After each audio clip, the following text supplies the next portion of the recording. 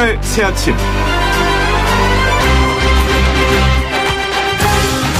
먹을 거 가지고 장난치지 마라, 이런 말이 있습니다. 사람 몸에 들어가는 먹을거리의 가치를 제대로 알려주는 말이겠죠. 중국 정부가 215억짜리 초호화 저택을 한순간에 부숴버렸습니다. 당뇨와 관절염 치료제, 세포 재생 기능이 있다는 생명액, 신선수 등 가짜약을 팔아서 번 돈으로 지었기 때문이라는 겁니다. 사설 박물관까지 있는 3층짜리 초호화 주택이 허무하게 무너져 내리고 집주인 첸젠쿠는 비닐하우스에서 지내고 있습니다. 먹을거리 못지않게 몸에 들어가는 중요한 약을 가지고 장난치면 천벌을 받는다는 얘기겠죠? 좀 아깝기는 하지만 중국 정부가 참 잘했다, 이렇게 박수치고 싶은 날이네요. YTN 라디오 노영의 출발새 아침, 이제부터 시작해볼까요?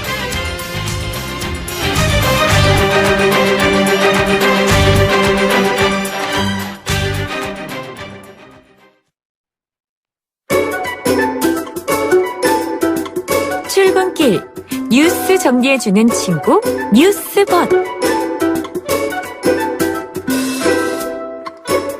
네, 마냥 달콤한 벗은 아니죠. 쓴소리도 잘하는 벗. BUT 이종훈 사평론가 함께합니다. 안녕하세요. 네, 오늘도 순소리 잔뜩 준비해왔습니다. 네, 그렇습니다.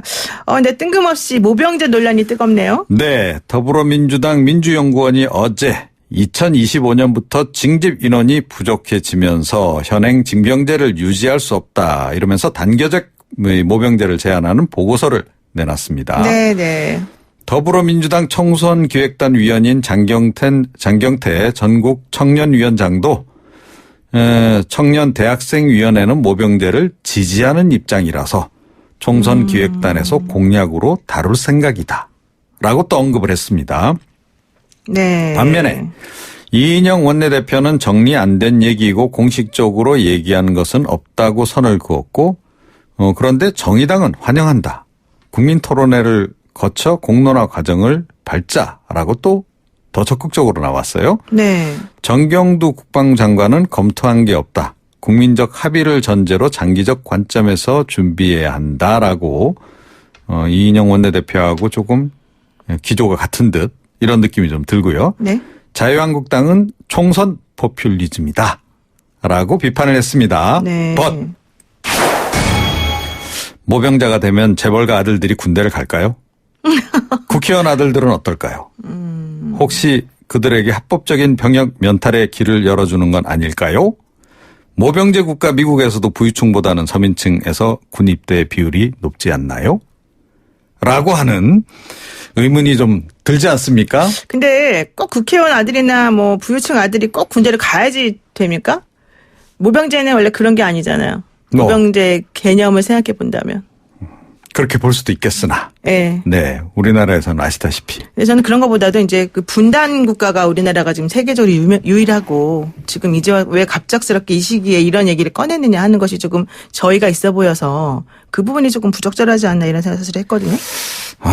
이 모병제 이거요, 좀 신중해야 합니다. 네, 맞습니다. 이게 네. 좀 함부로 얘기할 게 아니죠. 그럼요. 이 장병들한테 급여 인상하는 거, 이거 찬성. 네. 그리고 이제 모병제 비율을 좀 더 지금보다 높인다. 네. 지금도 단기하사 같은 거 있잖아요. 그렇죠. 그런 거는 좀 생각해 볼 수는 있는데, 네네. 전면적으로 모병제 도입, 이거는 좀. 시기상조죠, 사실은. 그리고 좀 논의도 많이 필요한 부분이 아닐까 그렇죠. 생각이 들죠. 네. 좋습니다. 모병제 얘기는 앞으로 계속해서 한번 생각을 해보도록 하고요. 이게 사실 그 양심적 병역 거부 논란하고도 또 연결이 돼서 이게 네. 단순하게 처리할 문제는 아닌 것 같아요. 그리고 또 두 번째 이슈는 뭡니까? 교육부가 어제 고교 서열화 해소 방안을 발표를 했습니다. 네. 올해 말까지 초중등교육법 시행령을 개정해서 고교 학점제를 도입하는 2025년 3월부터 자사고, 외국어고, 국제고를 일반고로 일괄 전환하기로 한 거고요. 네. 과학고, 영재고는 일반고로 전환하지 않고 그 대신 영재고의 지필 평가, 이거는 폐지를 하는 식으로 선발 방식을 개선하겠다라고 좀 이야기를 하고 있습니다. 아울러서 5년간 약 2조 2천억 원 투입해서 일반고의 경쟁력을 강화하겠다, 이런 내용도 있습니다. 네. 영재고, 과학고, 예술고를 그대로 두기로 한 이유는 설립 취지에 맞게 유지되고 있기 때문이다. 그러니까 동일 계열 진학 비율이 높다는 것이죠. 네. But 모두 일반고로 전환하면 서열화가 사라질까? 요? 네. 혹시 강남 8학군 쏠림 현상이 더 심해지는 것은 아닐까요? 고교 서열화를 해소한다면서 시험 성적 중심으로 서열을 정하는 정시 확대는 모순이 아닌가요? 라고 하는 지적이 지금 나오고 있습니다. 네. 또 일반고의 고교 학점제가 안착하지 못하는 사이에 정시가 확대되면서 기존 특목고가 입시 명문고 지위를 그대로 유지할지도 모른다. 이런 우려도 나오고 있네요. 그러니까요, 뭐 맨날 하는 얘기지만 교육이 일반주 대결하는데 100년주 대결하는데 결과적으로는 매 몇 년마다 바뀌는 것도 참 그렇고 사실 뭐 일반고와 자사고 이런 문제가 어제 오늘의 문제는 아니지만 이런 식으로 또 하는 게 과연 해법인가? 이런 것도 문제고 여러 가지가 참 씁쓸합니다. 특히 강남 8학군 쏠림 현상이 심해질 것이다. 이 부분을 우려하는 분들이 상당히 많거든요. 네. 여기에 대해서도 좀 대책이나 장기적인 관점에서 뭔가 생각이 많이 이루어지고 나온 결정인지도 좀 사실은 생각해 봐야 될 것 8학군 같아요. 쏠림 현상이 심해지면 그쪽 집값도 더 오르겠죠. 네. 지금도 사실 많이 올라 있는데 이게 해결이 될지 모르겠습니다. 그리고 세 번째 이슈는 뭡니까? 트럼프 미국 대통령이 문재인 대통령에게 금액까지 언급하면서 직접 방위비 인상을 요구했다는 보도가 나왔습니다. 네. 네. 지난 3월과 6월 50억 달러라고 하는 수치까지 구체적으로 제시를 하면서 인상 요구를 했다. 이런 얘기를 최근 미국 대서관저 모임에서 미국 측 고위 관계자가 우리 유력 야권 정치인에게 이야기했다는 내용입니다. 지난 7월에 존 볼턴 당시 백악관 국가안보보좌관이 50억 달러를 요구했다라는 보도가 나온 적이 있죠. 네. 그때 청와대하고 외교부는 금액 언급은 없었다라고 부인을 했습니다. 만약에 오늘 보도가 맞다, 사실이라면 사실과 다른 해명을 한 셈이죠. 네. But 문제는 이게 아니고 미국 정부의 50억 달러 관철 압박이 점점 더 커지고 있다는 겁니다. 방한 중인 그 제임스 드하트 미국 방위비 분담 협상 대표는 여야 의원들까지 접촉을 지금 전방위로 하면서 직접 국회 로비에 나선 그런 상황이죠. 네. 다음 주에는 마크 에스퍼 미국 국방부 차관도 방한을 한답니다. 국방부 장관. 거의 그 미국의 그 한 주가 된 그런 아이고. 느낌이 들 정도로 자주 오네요. 아이고, 우리나라 협상력이 어느 정도나 될지, 얼마나 이 엉터리 같은 이런 요구를 잘 무사히 넘길지 봐야 되겠습니다. 네, 오늘 말씀 여기까지 듣겠습니다. 고맙습니다. 네. 네, 지금까지 이종훈 시사평론가였습니다.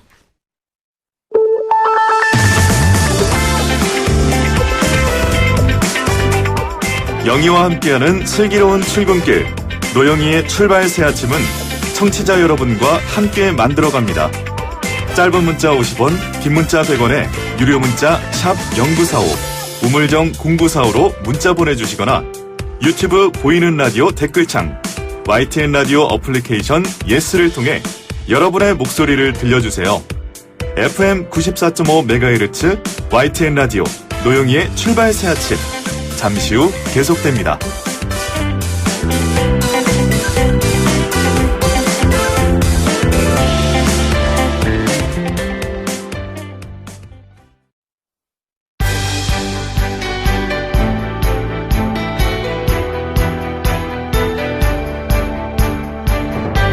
한국 정치를 풀어내는 토론 사이다. 한국 정치를 풀어내는 토론 사이다. YTN FM 출발 새 아침. 여의도 중계석.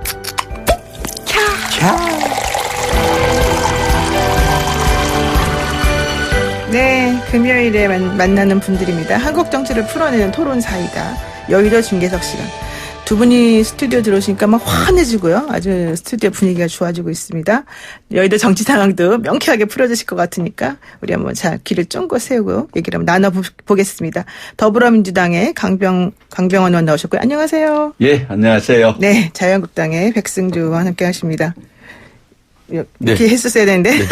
저도 안녕하세요. 서울 은평구 의뢰 강병원 네, 의원입니다. 강병원 의원, 백승주 의원입니다. 자, 강병원 의원 들으니까 훈남이라 그러고 저한테는 아무 말도 안 하고. 네, 자유한국당 후보의 백승주 의원입니다. 아유, 이 편파 방송 됩니까? 자유한국당에서 제가 정말 좋아하는 우리 백승주 의원이십니다. 자, 빨리빨리 넘어가겠습니다. 황교안 자유한국당 대표가 제안한 우파 대통합에 대해서요. 그 유승민 의원이 이제 직접 일부를 열었는데 통합 3원칙을 재강조했다. 원칙이 지켜지지 않으면 안 된다. 근데 어제 밤인가요? 또 어떤 방송에 단독이 나왔어요. 유승민 의원하고 황교안 대표가 서로 탄핵에 대해서는 묻지 않고 그냥 가기로 했다. 이런 얘기 나오더라고요. 이게 그 유승민 의원이 뭐 통합 3원칙 강조한 부분 이후에 나온 얘기였기 때문에 사실은 이 부분에 대해서는 조금 시간적으로 너무 좀 논의할 시간이 없었긴 했습니다만은 어떻게 보십니까? 우리 먼저 백승지 의원께서는. 예, 우리 황교안 대표가 이제 모든 자유 세력의 통합, 대통합을 천명을 했고, 이제 유승민, 지금 바로 미래당으로 해야 됩니까? 뭐. 신당 기획단인가 뭔가 했죠. 예. 지금 변형. 예. 유승민, 의원이 탄핵의 통합의 세 가지 원칙, 탄핵의 네. 강을 건너자, 계획 보수해야 된다, 나라 건집을 허물자, 이런, 얘기를 했습니다.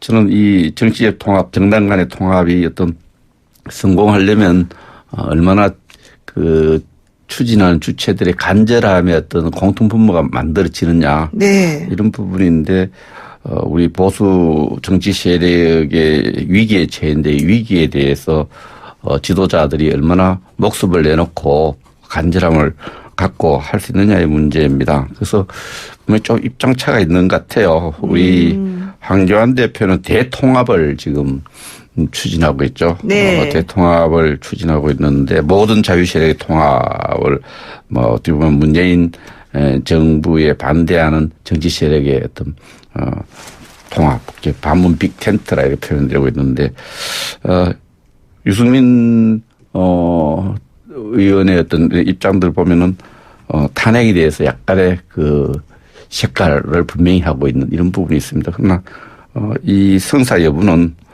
대통합에 대한 어떤 입장 또 헌신할 수 있느냐 이런 부분들이 성패에 영향이 있을 것 같습니다. 근데 저는 유승민 의원의 이제 그 말 하는 걸 들어보고 황교안 대표하고 또 통화를 직접적으로 했다는 얘기를 들어보니까 엄청나게 의지가 강하구나 이런 생각을 사실 했거든요. 이제 탄핵을 서로 묶고 가자 이런 말까지 하는 거는 유승민 전 대표 입장에서 보자면은 조금 뭐 이런 말 해도 되는지 모르겠는데 뻘쭘할 수도 있는 부분이잖아요. 근데 그럼에도 불구하고 어쨌든 우리가 통합을 위해서 이거 그냥 묻고 일단 통합을 먼저 시킵시다 이런 제안을 한 거라서 엄청나게 이거는 이 통합에 대한 의지가 강하다.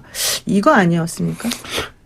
그 탄핵의 강을 넘자는 말에 대해서 그 의미에 대한 아직은 좀 더 의미가 당내 논의나 뭔지. 또 입장의 어떤 교환이 필요한 부분이 있지 않나 생각합니다. 네, 그렇군요. 어떻게 보세요? 저는 뭐 강병원 의원님. 황교안, 유승민 대표가 손잡아도 네네. 저는 성공하지 못할 거라고 저는 생각을 손을 합니다. 잡아도. 손을 잡아도. 왜 네, 그러냐면은 네.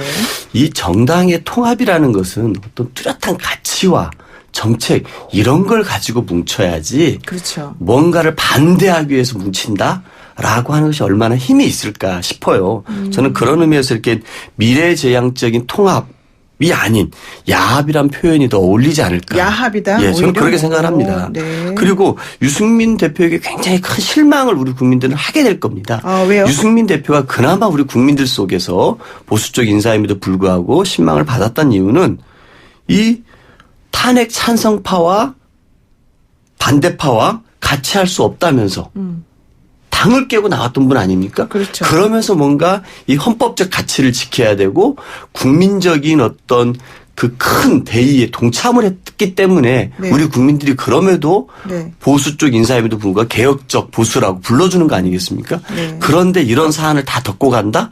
저는 덮여지지도 않을 것 같고요. 우리 공화당은 반드시 이 탄핵 찬성했던 사람들에 대해서 끊임없이 역사적인 심판을 하려고 할 것입니다. 저는 그런 의미에서 유승민 대표의 굉장히 큰 실망을 우리 국민들이 하게 될 거다 생각이 들고요. 저는 최근에 김태흠 의원이 네, 김태흠. 그 쇄신론을 주장하지 않았습니까? 네. 중진들 좀 용퇴하라. 쇄신론 주장을 했는데 아마 김태흠 의원의 그 용퇴와 쇄신론의 대상이 바로 유승민 대표가 되지 않을까 싶습니다. 근데 강병훈 의원 말씀 들으니까 통합될 것 같아요. 되게 두려워하는 것 같아요. 통합을. 근데 옛날에 우리 정치사에서 보면은 네네. 사실 DJP 연합, 네.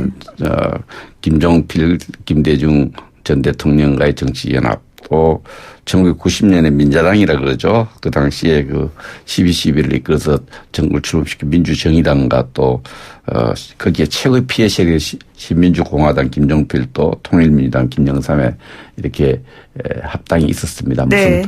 무슨 이것도 뭐 강병원 의원이 봐서는 야합이라고 규정할 수 있을지 뭐 김대중 김종필 연합을 뭐 야합이라고 할는지는 모르지만 하나의 정치 세력의 어떤 그 결합은 어떤 우리 정치사에서 보면은 어떤 간절함과 새로운 가치를 만들고 이런 것보다는 하나의 그 정치적 단기적 중기적 어떤 정치 목적을 갖고 하나의 그 간절함 이런 간절함이 하나의 통합을 만들어내는 어떤 그런 거 있지 않나 이렇게 생각을 해요. 그래서 오늘 딱 들어보니까 그러면 되게 겁내는 것 같아. 그러니까 이제 해야 되겠구나 될 것 같다 이런 느낌이 들어요. 아니 그러니까 어제도 사실은 이인영 대표가 엄청나게 이 통합 얘기에 대해서 상당히 좀 비난하는 어조로 상당히 강하게 얘기를 한 게 있었었고 또 박지원 그 의원 같은 경우에도 이거 뭐 별거 없을 거다라는 취지로 사실 말씀하셨단 말이에요. 그러니까 아마도 여당 입장에서 봤을 때는 보수가 분열하는 게 좋지 이렇게 대통합하는 거는 사실 원하지 않을 것이다. 특히 총선을 앞두고 뭐 탄핵 문제나 이런 것들 핵폭탄이라고 사실 볼 수도 있는 그런 부분들은 그냥 덮고 넘어가자 이런 말을 듣는 순간 좀 불안하긴 했을 수도 있다. 이런 생각이 좀 들긴 들어요. 저는 이런 관점에서 이게 옳지 않다고 보는 겁니다. 왜 그러냐면은 네. 우리나라 보수가 혁신을 해야 되거든요. 지금까지 자유한국당이 20대 국회에서 보여줬던 모습은 5.18의 이 민주적인 가치를 부정하는 모습, 세월호 참사에 대해서 공감하지 못하는 모습. 네. 그래서 정말 국회의 어떤 여러 가지 정책들에서 무조건 발목 잡는 모습으로 파행과 정쟁을 입삼는 모습을 보여줬거든요. 보수의 혁신이 저는 중요하다고 봅니다. 그런데 그 보수의 혁신에서는 가장 큰 기준점이 되는 게 이 탄핵에 대한 인정 여부입니다. 왜냐하면 이 탄핵이라는 것은 박근혜 대통령의 헌법 파괴와 국정농단에 대해서 우리 국민과 국회가 심판한 것이거든요. 근데 이거를 덮고 가자? 이거를 다 그냥 덮어버리자고 하는 것은 이 보수가 오히려 역사적으로 반동으로 돌아가는 것이지 네. 혁신하는 모습이 아닙니다. 저는 이게 만들어진다 할지라도 이 국민적인 저항의 직면에서 결코 성공하지 못할 거라고 봅니다. 근데 그 지금 강 의원님 말씀 들으면 참 이상적인 것 같아요. 그 정치는 현실인데요. 지금 이런 통합 논의 출발점을 보면 우리가 지난 7월 말에 있었습니까? 그 창원 성산 지역의 선거 결과를 놓고 보면은 그렇습니다. 우리 한국당하고 이제 정의당이 이제 민주당하고 같이 단일 후보를 냈지 않습니까? 그때 한국당이 몇 표 부족해서 졌느냐 하면은 우리가 513표 부족했습니다. 그렇죠. 아슬아슬하게. 그때 우리가 반미당이 3.57%, 그 공화당이 지금은 공화당이 이제 애국당, 그렇죠. 애국당 0.89%, 그 838표. 애국당만 분열 안 됐어도 보수 정당이 우리 당이 민주당과 정의당 연합 단일 후보를 이길 수 있었습니다. 그래서 정치는 그 현실에서 봤을 때 다음 총선과 다가오는 선거에서 우리가 필승의 방정식은 보수 세력의 통합에 있고 이 보수 세력을 아끼는 부분은 자기 헌신을 통해서 통합을 이끌어내서 승리해야 된다는 이런 현실 속에서 이 통합 논의가 진행되는 건데 뭐 짧은 몇 개월 동안에 우리가 없던 가치를 만들고 새로운 이미지를 만드는 것보다는 현실 속에서 봤을 때는 우리가 통합은 간절하고 절실하다. 저는 그렇게 봅니다. 근데 제가 좀 의문이 생기는 게 유승민 의원이 이렇게 얘기를 하더라고요. 우리 공화당과의 통합을 이제 황교안 대표가 제안한 것에 대해서는 탄핵한 거를 인정하고 넘어가야지 뭐 보수로 그냥 계속해서 그 가치를 뭐 회귀시키고 이렇게 하겠다는 뜻이냐 이러면서 조금 비판하는 얘기를 했단 말이에요. 그러니까 우리 공화당하고는 같이 합치기가 탄핵 문제가 해결되자는 이런 뉘앙스 좀 보이지 않았습니까? 그 의미 이렇게 저는 봐요. 네. 유승민 의원께서 탄핵에 이제 뭐 책임 부분에 있어서 유승민 의원이 제일 불편해하는 어떤 정치 프레임이 배신자라는 딱지니까 탄핵 찬성했다는 건데 이걸 계속 자기한테 딱지를 붙일 때는 같이 통합하기 힘들다는 이런 메시지로서 이 탄핵 강을 건너자가 이 과거에 대해 잘잘못 따지지 말고 미래에 우리가 시시비비를 가진 역사의 평가에 맡기자는 쪽으로 이렇게 해석할 수 있는 부분, 이 부분에 대해서는 통합 과정에서 공감대가 공화당과 우리 유승민 의원 또 우리 당 이런 부분들이 탄핵의 강을 넘자는 이 부분에 대해서 미래의 판단, 미래 역사 평가에 만나는 데 대한 어떤 논의들, 인식 공감대 하나의 그런 것들이 논의 안 되겠나 싶고요. 지금은 그 부분이 애매한 길에 있는 거예요. 그러니까요. 그래서 제 질문은 사실은 제가 드리고 싶은 질문은 이거였어요. 우리 공화당은 어쨌든 간에 박근혜 전 대통령에 대한 탄핵이 잘못됐다라는 전제 하에서 사실 움직이고 있는 당이기 때문에 그 당은 이 탄핵에 대해서 명확하게 입장이 있어요. 그렇습니다. 그런데 유승민 의원 같은 경우는 혹은 황교안 대표 같은 경우는 탄핵이 좀 애매하게 지금 얘기를 하면서 움직이고 있단 말이에요. 그렇다면 본질적으로 우리 공화당하고 뭐 유승민 의원 쪽하고의 그 당이 합쳐지거나 하는 건 사실 상당히 어려운데 황교안 대표 입장에서 보자면 어쨌든 간에 보수대 통합을 하고 싶어 하고 지금 현재 본인의 입장을 여러 가지로 계산해 봤을 때는 하는 게 맞다고 보기 때문에 어쨌든 둘 중에 하나를 선택해야 되는 상황이 올 수도 있다는 거죠. 네. 그렇게 되면 우리 공화당을 그냥 과감히 놓고 바른미래당하고만 합쳐서 뭐 이런 식으로라도 나는 그래도 뭔가 해보겠다라고 할 수가 있을 것인지. 제가 봐서는 뭐 그 부분도 쉽지 않을 겁니다. 쉽지 왜냐하면 않다. 한국당 내에도 네. 이 탄핵을 찬성하고 반대하는 분들이 섞여 있지 않습니까? 내부에도 그렇죠. 그렇기 네. 때문에 저는 쉽지 않은 문제에 봉착해 있는 겁니다. 그렇기 때문에 저는 이 황교안 대표가 진정 리더십이 강하고 네. 이 당을 이끌 자질이 있는 분이라고 하면은 네. 이 국민적, 역사적, 헌법적 판단이 끝난 문제에 대해서 탄핵을 인정을 해야 되는 겁니다. 그럴 때만이 이 국회라는 것도 정말 정상적으로 굴러가지 않겠습니까? 네. 지금 우리 공화당의 모습을 우리 국민들은 극우 보수라고 얘기를 하지 않습니까? 네, 네. 이 극우 보수까지 껴안아서는 21대 국회가 제대로 굴러갈까요?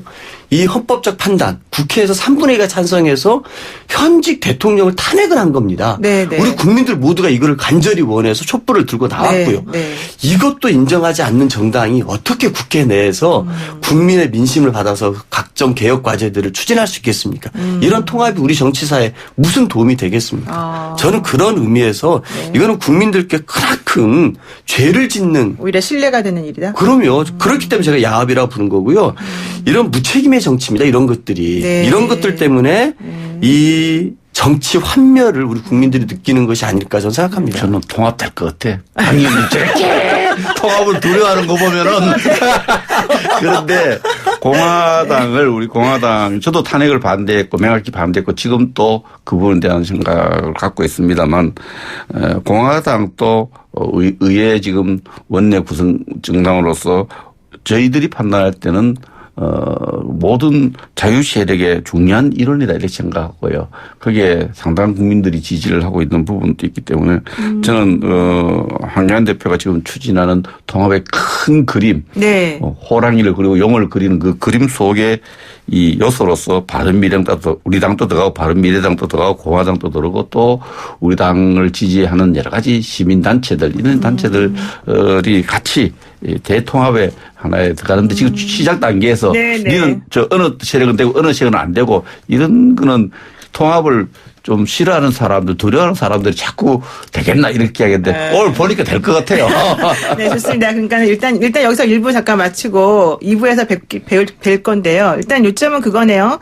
우리 백승지 의원께서는 그런데 불구하고 어쨌든 간에 합의를 어느 정도 이뤄내서 우리 공화당 포함해서 보수 빅텐트는 채워질 것이다. 채워질 것이다. 이런 얘기를 좀 하시는 거고 우리 강병원 의원께서는 좀 힘들지 않겠냐 이제 이런 입장이신 거고요. 네, 일단 쉬는 시간 동안 한 번 더 자세히 생각을 해보고요. 2부에서 다시 말씀 나누도록 하겠습니다. 잠시 후에 뵙겠습니다. 생각이 똑같네. YTN 뉴스 FM 노영희 출발사 아침 2부 시작했습니다. 여의도 중계석 더불어민주당 강병원 의원, 자유한국당 백승지 의원과 함께하고 계십니다. 훈남 강병원 의원과 우리 젠틀맨 자유한국당 백승지 의원과 함께하고 있는데요. 제가 하나만 여쭤볼게요. 사실 1부에서 여쭤보려다가 시간이 모자라서 못했는데 황교안 대표가 우리 그 유승민 의원하고 그다음에 홍문종 우리 공화당 공동대표 쪽에 사실 손을 내민 것에 대해서 이제 뭐 될 거다 안 될 거다 우리가 얘기를 했습니다. 일부에서. 근데 제가 궁금한 거는 왜 하필이면 그 시점에 황교안 대표가 그 오후 3시에 긴급 기자회견을 갑자기 열어서 박찬주 전 대장에 대한 논란 때문에 조금 시끄러웠던 그 와중에 그런 얘기를 굳이 그렇게 바쁘게 급하게 해야 했을까? 통합 얘기가 그렇게 빨리 나왔어야 되는 타임이었나? 왜냐면 총선이 아직 6개월에 남아있고 사실 건너야 될 강들은 되게 많았는데 왜 하필이면 그 타임에 그 얘기가 나왔을까요?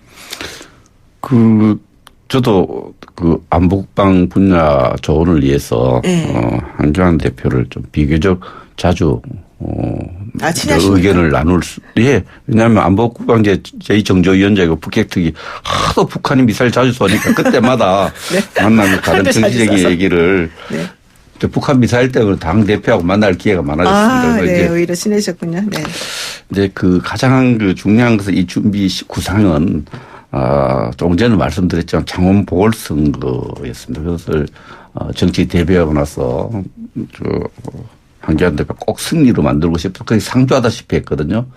잘 나가다가 이 공화당하고 반미당의 득표 때문에 좌절되면서 이게 또 수도권이라고 생각하면 더 비싼 상황이거든요. 네. 어쨌든 이게 다음 총선 승리하지 않고 우리 정치적인 어떤 보수 세력의 정치적 명예 또 정치적 책임, 역사적 책임을 다할 수 없다는 생각을 해서 이 부분에 대해서 오랫동안 그려왔던 그림 같아요. 근데 발표 시점이 이제 그 시기 하니까 내부적으로 그런 게 없는데 언론에서 이제 리더십 위기고 또 인재영입 실패에 따른 리더십 흔들리고 뭐 이런 얘기가 나오니까 그때 갑자기 나온 게 아니냐 이런 것을 이제 질문한 것 같은데 제가 볼 때는 창원 보궐선거를 준비하고 그걸 겪으면서 한교안 대표는 특히 수도권에서 총선 승리를 이끌기 위해서는 보수 통합을 하지 않고는 안 된다는 절실한 생각, 간절한 생각을 갖고 있는데 이것을 그만 강의는 아신 것 같아. 두려워하는 거 보면. 아니 근데 창원 그 선거는 도대체 언제적 선거인데? 7월 30일 선거입니다. 얼마 안 됐습니다. 그러고 총선으로 보면 5개월 정도 6개월로 채 못 남았죠. 이런 부분에서 보면은 시간이 그렇게 많지 않아요. 이 그림을 보면은. 그러니까 지금 타임이 적정한 타임이 통합을 하고 또 통합당에서 또 공천 작업을 하고 총선을 치르려면 그래서 더 이상 미룰 수 없이 그 구상을 발표했지 않느냐. 이렇게 생각을 합니다. 그래서 제가 볼 때 제일 중요한 전기가 창원 보궐선거에서 석패했죠. 우리가 사실은 거의 이겨가다가 막판에 졌는데 이것이 그때 애국당만 통합했어도 공화당만 우리가 흡수했어도 흡수하면 공화당 또 저한테 항의할지 모르니까 협력을 했어도 민주당하고 정의당처럼 단일 후보를 내듯이 이렇게 선거연합을 했으면 우리가 이길 수 있었거든요. 백승지 의원님 아까 전에 말씀하시던 도중에 당 내부에선 그런 얘기 없습니다만 이렇게 하는 말씀 중에 하나가 황교안 당대표에 대한 리더십 문제는 내부에는 없었다 이런 취지로 말씀하셨는데 그거는 제가 만나는 범위에서는 그렇게 언론에서 막 무슨 중요한 무슨 리더십에 막 하는 것처럼 그런 게 아니고 내부적으로 좀 정당에서 민주정당에서 어떤 사안에 대해서 불만들이 있죠. 그러나 큰 본질적인 문제의 어떤 그런 흔들리고 리스크가 있고 그런 건 아니었습니다. 이 보수 대통합에 대한 저의 생각은 황교안, 유승민이 손을 잡아도 성공 못할 것이다. 잡아도 성공 못할 것이라는 게 제 주장이고 이거는 왜냐하면은 또 가치와 비전을 가지고 있는 통합이 아니라 오로지 정권을 반대하기 위한 저는 야합과 같기 때문에 성공하지 못할 거라는 겁니다. 그런 얘기고요. 시기는. 제가 봐서는 이제 왜 이 시기에 황교안 대표가 이 얘기를 했을까?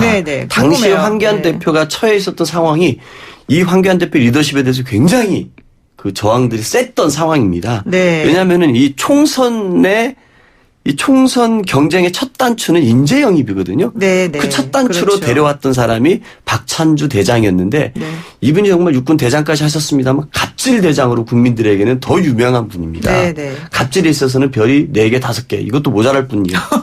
저는 그런 면에서 여기에서 저는 완전히 황교안 대표의 리더십 총선 경쟁의 출발은 완전 여기서 망쳤다고 봅니다. 그러니까 리더십의 상처 입었기 때문에 그리고 당내에서 쇄신론이 막 부글부글 끓어오르고 있는 상황 아니었습니까? 그 전 상황 보면은 나경원 원내대표가 이런 거 한 거 아닙니까? 공천 패스트트랙 가담해가지고 다 그 범죄자의 지금 위에 처해 있은 이분들에게 공천 가선점을 주고 조국 장관 낭만시킨 분들한테 표창장 주고 현금 돈 주고 이런 것들로 인해서 이 황교안, 나경원 이 두 분들에 대한 리더십이 굉장히 당내에서 부글부글 끓고 있는 상황에서는 급작스럽게 나왔다고 봅니다. 왜 그러냐면 적어도 이 정도의 큰 주제를 던지려면은 우리공화당이라든지 바른미래당의 유승민 대표 측하고 저는 충분히 교감이 있고 뭔가 상대방의 진전이 돼야 되거든요. 이런 진전도 없이 갑작스럽게 던졌다라는 것은 위기에 처한 이 리더십을 이 또 다른 주제로 좀 피해 보려고 하는 그런 것이 아니었 폭탄 돌리기 아니었느냐 네. 이런 주장이 저는 더 설득력 있지 않나 싶습니다. 좀 위기에 몰렸기 때문에 하여튼 그거 두려워하기는 국면을 집요하게 두려워하셔. 국면을 자기 장관하기 너무 겁내지 위함이다. 마세요. 잘하면 근데 이게 우리 당내 사정을 그래서 제가 원내 대책회의 일주일 2번씩 들어가고 당 지도부하고 네, 늘 이렇게 네. 의논하기 때문에 네. 제가 말씀드린 게 정확한 정보를 갖고 말씀을 드리는데 우리 당은 사실 창원 성산 지역 선거에서 또 수도권 여러 가지 여론 지표를 보면 솔직히 이야기합니다. 지금 민주당이 워낙 인기 있어서 수도권에 우리가 수도권에서는 통합하지 않고는 안 된다. 좀 여러 가지로 총선에서 큰 승리를 얻기가 좀 힘들다는 이런 현실 속에서 통합이 준비되어 왔고 그와 대한 준비 과정들이 접촉했는 걸 일일이 우리 민주당에다가 강력히 보고 드릴 수는 없잖아. 이렇게 접촉했습니다. 접촉 경사가 됐습니다. 이렇게 할 수 없어서 대체 그렇게 준비했다 이렇게 그럼 말씀드립니다. 하나만 여쭤볼게요. 이거 짧게 말씀드리고 넘어가야 되는데 나경원 원내대표 임기가 12월 11일 날인가 끝이지 않습니까? 네. 그럼 뭐가 좀 그다음에 변화가 있습니까? 지금 그 당내 당헌 당규에 따라서 12월치 끝나기 때문에 일부 의원들이 교체 필요하고 나서겠다 이렇게 뭐 이야기하는 분도 있는데 대체적인 분위기는 지금 유임이에요? 아닙니다. 어쨌든 당의 안정을 강조하는 분위기가 굉장히 많습니다. 그래서 새로 선거를 몇 개월 앞두고 내달 앞두고 경선을 통해서 당내 여러 가지 또 세대결이 진행되고 네, 거기에 네. 대한 후유증을 극복을 하는 그런 기간이 필요하냐에 대해서 그렇게 안 가는 것이 우리가 총선에서 승리하는데 유리하지 않겠느냐 이런 의견이 다수 이렇게 라고 저는 이렇게 느껴집니다. 그렇군요. 남의 당 얘기지만 한마디. 저는 나경원 원내대표의 리더십은 20대 국회를 최악으로 만든 저는 최악의 리더십. 최악의 리더십이었다고 생각합니다. 네.